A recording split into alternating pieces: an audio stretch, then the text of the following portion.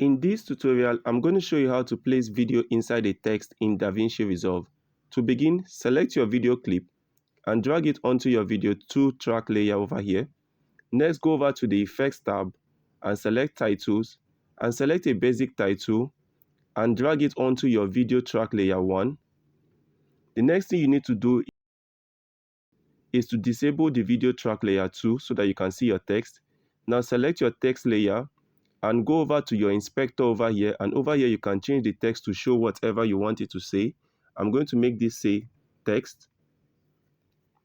The next thing I'm going to do is to adjust the font family and all. I'm going to make this something more bolder. Increase the size. Next, I'm going to come back over here to my video track layer 2 and enable my video track and select my video track over here.